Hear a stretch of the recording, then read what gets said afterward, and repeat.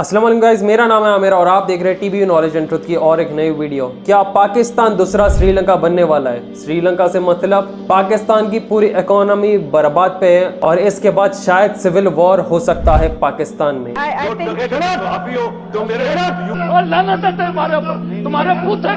Total chaos. Things are bad when people start fighting for food. Food department had run out of its wheat stock. The perfect storm was hovering over Pakistan. यही same चीज दुनिया की हर developing country face करते आ रही है back to back. पूरे दुनिया में कंट्रीज की इकोनॉमी वीक हो रही है, जिसके बाद सिविल वॉर हो रहा है और उनकी करेंसी और देश पूरा बर्बाद होते जा रहा है। रिसेंटली अमेरिका में भी बैंक्स बैंकरप्ट होते जा रहे हैं और उनके पास कैश नहीं है लोगों को देने। ऐसी क्या चीज हो रही है इकोनॉमी के साथ? प्रीवियस वीडियोस अगर आप हमारे देखते होते तो आपको परफेक्टली मालूम होता Zionist controlling world economy and world banks, ये आपको इजी रहता। बहरहाल वीडियो एंड तक जरूर देखो क्योंकि ये आपको बहुत ज्यादा इंफॉर्मेशन देगा। आप चाहे इंडियन हो, पाकिस्तानी हो, बांग्लादेशी हो, श्रीलंकन हो, कुछ भी हो, आपके पैसे क्या सेफ रहेंगे, क्या कंट्री की इकोनॉमी सेफ रहेगी, क्या खिलवाड़ हो सकता है फ्यूचर में, इस चीज के बारे में हम आपको बताएंगे। तो वीडियो एंड तक जरूर देखिए, बहुत आपको प्रॉमिसिंग रहेगा और फायदेमंद रहेगा। शुरू करते हैं श्रीलंका के इकोनॉमी के साथ। आप लोग सभी को मालूम हुआ कि वहां की इकोनॉमी एकदम बर्बाद हो गई थी। सिविल वॉर शुरू हो गया था, प्रेसिडेंट हाउस के ऊपर लोग अटैक करके वहां पे स्विमिंग वगैरह करना शुरू कर दिए थे, प्रोटेस्ट शुरू हो गए थे और वहां का लीडर खुल के बोल दिया था मिलिट्री को कि जो करना है करो, बस ये अवाम को संभाल लो। मिलिट्री रोड पे आ गई थी, लोग रोड पे आ गए थे। बेसिक चीज श्रीलंका पूरी नहीं कर रहा था, जैसा खाना पीना, मेडिसिन, फ्यूल, कुछ नहीं, लिटरली बर्बाद हो चुका था। इसके बाद ये इंडिया चाइना वगैरह पे डिपेंडेंट था और इसकी भी हम असल चीज आपको आगे बोलेंगे कि पाकिस्तान की भी हाल इतनी बुरी हो रही है और कौन सी कंट्री मदद कर रही है, कौन सी कंट्री मदद नहीं कर रही है। पाकिस्तान की बुरी हालत देखने का क्या इंडिया को भी परेशान होना जरूरी है कि इमरजेंसी में हम भी आएंगे? ये वक्त ही बताएंगा और आप वीडियो ये देख के डिसाइड कर सकते हैं। देखो, दो मेन चीज जो कि कंट्री को बर्बाद कर सकती है, एक है इन्फ्लेशन जो कि आपके सामानों के रेट एकदम आसमान छू जाते हैं, और रिसेशन में जिधर कंट्री को इन्वेस्टमेंट नहीं मिलता, जॉब्स लोगों के खो लेते हैं, बिजनेस एक्टिविटीज सही नहीं होती, ट्रेडिंग नहीं होती, जिसकी वजह से रिसेशन आ जाता है। तो श्रीलंका में तो सिर्फ 6 महीने में इन्फ्लेशन आया था जिससे पूरी इकोनॉमी बर्बाद हो गई थी। Coming on to the main topic, Pakistan की इकोनॉमी के साथ ऐसी क्या मेन चीज हो रही है? बैंकरप्सी हो रही है, पाकिस्तानी रुपया तो बर्बाद हो रहा है, सिविल वॉर क्या हम पाकिस्तान में देख सकते हैं या नहीं? आप ये चीज देख के डिसाइड करिए। इकोनॉमी वीक कैसा होती है? ट्रेडिंग रोक दिया जाता है, रिसेशन हिट करते हैं और इन्फ्लेशन मतलब सामानों के प्राइसेस ज्यादा हो जाते हैं और लोगों के पास पैसे नहीं होते। अगर लोगों के पास पैसे है तो वो सामान अवेलेबल नहीं होता, जैसे मेडिसिन रहो, खाना पीना रहो, कुछ भी रहो। इतना ही नहीं, पाकिस्तान की एक बहुत मशहूर हो रही थी वीडियो जिधर मिनिस्टर पाकिस्तान का रोड पे आके बोल रहा है कि चाय पीना बंद करो, तुम्हारे चाय की वजह से इंपोर्ट करना पड़ रहा है और हमारे पास इंपोर्ट करने के पैसे नहीं है, गुड्स के पैसे नहीं है। इतनी शॉकिंग बात है, चाय के तक पैसे नहीं रह रहे थे। रिपोर्ट्स के हिसाब से यह बताया जाता है कि पाकिस्तान 115 बिलियन के एक्सटर्नल डेट में था, जो कि 130 बिलियन का external date by the year 2021 हो चुका था। पाकिस्तान का बायलैटरल डेट तकरीबन 27 बिलियन डॉलर्स था, जिसमें से सिर्फ 23 बिलियन डॉलर्स चाइनीज लोन्स ही है। अगर आप इमेज में देखें तो एक सबसे बड़ा डेट पाकिस्तान पे जो पड़ा था वो था यूक्रेन रशिया वॉर की वजह से, और दूसरा डेट जो कि खर्चों में ये मुब्तला हुआ था वो था फ्लड्स के वक्त। तो देखो, वॉर यूक्रेन रशिया की चल रही है मगर खर्चा पाकिस्तान का वैसे ही बढ़ते जा रहा है। दूसरी चीज, फ्लड, कुछ भी नेशनल डिजास्टर आता है तो जाहिर सी बात है कि कंट्री इकोनॉमी वीक होना ही होना है। वॉर, नेशनल डिजास्टर और तमाम चीजें कंट्री की इकोनॉमी वीक होती है। कहा जाता है कि पाकिस्तान में इन्फ्लेशन जो कि सामानों पे महंगाई आई है, वो पिछले 50 साल में इतनी महंगाई नहीं आई होंगी जो कि अब आई है। बाप रे बाप, मतलब सामान इनके पास है नहीं और सामान है भी तो 50% ज्यादा है। और आपको मालूम ही है, जब सामानों का महंगाई हो रहा है लोग खरीद नहीं सक रहे, परचेजिंग कैपेसिटी इनकी बहुत कमजोर होती जा रही है और ये परचेजिंग कैपेसिटी कमजोर होने की वजह से पाकिस्तानी करेंसी और नीचे जाते जा रहा है। एक रिकॉर्ड बन चुका है कि पाकिस्तानी रुपी 10% नीचे और गिरा कंपेयरिंग टू द डॉलर, क्योंकि पेट्रोल दुनिया में डॉलर के थ्रू ही एक्सचेंज होता है तो डॉलर हमेशा स्टेबल रह रहा है, मगर डॉलर का भी गिरने का वक्त आएगा। डॉलर जब गिरेगा तो ही इनका न्यू वर्ल्ड ऑर्डर वाला ड्रामा पूरा होगा। अब देखो, पाकिस्तान खर्चे में है, इनकी ट्रेडिंग रुक गई, लोगों के पास परचेजिंग कैपेसिटी नहीं रही, पाकिस्तानी रुपया नीचे गिर रहा है, इकोनॉमी एकदम एक डिजास्टर वाले मामले में आ गया है।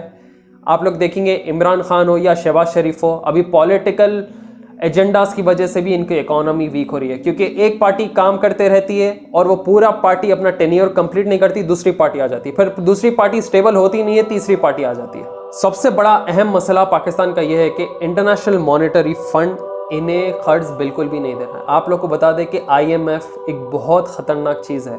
IMF डेवलपिंग कंट्रीज और कंट्रीज को वक्तिया तौर पे लोन्स देते रहता है, पैसे देते रहता है ताकि वो अपनी इकोनॉमी स्टेबल रखे।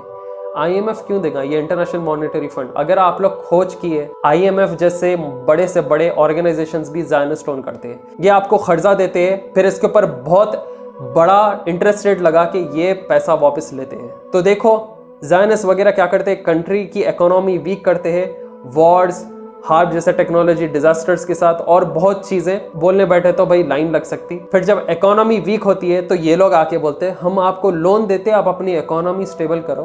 फिर यही लोन आप वापस करते करते करते आप जो है ना अपने चप्पल घिस देना शुरू होता है। फिर जब आपकी ऐसी हैसियत हो जाती है कि आप कर्जा वापस ना कर पाए तो ये आके बोलते हैं कि तुम अपना कर्जा वापस नहीं कर सक रहे, कोई बात नहीं, हमारे को ये ज़मीन दे दो, ये पाकिस्तान का हिस्सा दे दो, इतनी मिलिट्री बैकअप दे दो, ये दे दो, हमारे इतने इतने रूल्स रेगुलेशंस को मानो, हम तुम्हारा कर्जा माफ़ कर देते।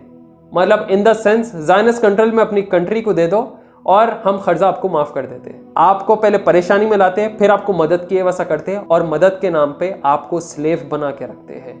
ये होती है इनकी इंटरनेशनल पॉलिसी। यही मेन रीज़न है जो कि ये world banks, monetary organisations, China, Russia, Iran, Gaddafi, Türkiye वगैरह के सब दुश्मन हैं, क्योंकि ये लोग कर्जे में मुब्तला नहीं हैं और ये लोग इनके करेंसी डॉलर पे अपने कंट्री को चलाते नहीं हैं। बाय द टर्म अगस्त फिर से एक और इलेक्शन होगा और जब तक 90 डेज का एक मिलिट्री रूल आ सकता है, मतलब पाकिस्तानी आर्मी टेक ओवर करके वो जो है ना चलाएगी पाकिस्तान को। अब देखो IMF का काम ही है कि कंट्रीज को कर्जा दे, फिर अच्छा सॉलिड इंटरेस्ट उसको लगा के वापस पैसा ले। इसमें क्या है, बैंक्स हमेशा पैसे कमाते रहते हैं। इकोनॉमी वीक रही तो जो बैंक्स है, सेंट्रल रहो, स्टेट रहो या वर्ल्ड बैंक्स रहो, ये लोग अपना इंटरेस्ट रेट भी बढ़ा देते, तो आप परेशानी नहीं, आप बर्बाद हो जाते लिटरली। और अगर दिए भी तो 100 कंडीशंस रख के दे।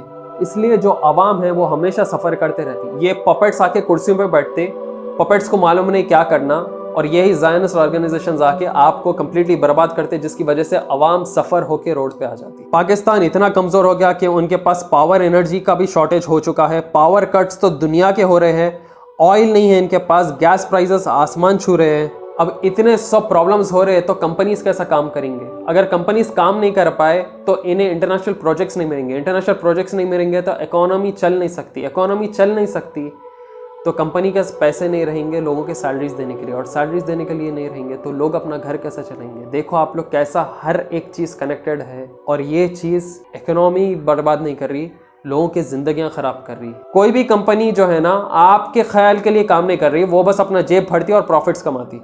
टू बी ऑनेस्ट, ये है रियलिटी दुनिया की। तो देखो दुनिया में तमाम चीज़ों से बचने के लिए आपको क्या चाहिए? नॉलेज। ये नॉलेज से आपकी लाइफ इजी गोइंग भी रहेंगी, और दूसरी चीज़ कोई परेशानी आई तो आप उसको टैकल कर सकते हैं। इसलिए मैं हमेशा आप लोग को बोलता हूँ कि इन्फॉर्मेशन नॉलेज ऑडियो फॉर्म में अगर आपको चाहिए तो Kuku FM one of the best platform है, जिधर आप सिर्फ ईयर प्लग लगा लो और कहीं भी चलते फिरते आप नॉलेज इन्फॉर्मेशन पा सकते हैं। इन्फ्लेशन और वर्ल्ड इकोनॉमी, एक बेहतरीन ऑडियो बुक जिधर आपको इन्फ्लेशन के बारे में समझाते हैं और वर्ल्ड इकोनॉमी कैसा काम करती है। दुनिया में डेवलपिंग कंट्रीज और डेवलप्ड कंट्रीज क्यों हैं? डेवलप्ड कंट्रीज डेवलप कैसा बने? इनके पास ऑलरेडी पैसा कैसा था, इतना ये लोग एडवांस कैसा निकले? Economic history of developed countries का ऑडियो बुक आप कैसे भी चेकआउट करें। क्यों डेवलपिंग कंट्रीज 200 साल पीछे है और ये डेवलप्ड कंट्रीज सो कॉल्ड दुनिया में हुकूमत अपनी चला रहे हैं। कंट्री इनकी एक है मगर दूसरे कंट्रीज पे इनका जोर ज्यादा है। ये कैसा है, इसकी भी नॉलेज आपको मिल सकती है। तो देखिए ये ऑडियो बुक्स को आप कोको FM पे सुन सकते हैं, फ्री में डाउनलोड है, इसका लिंक मिल जाएगा आपको नीचे डिस्क्रिप्शन में।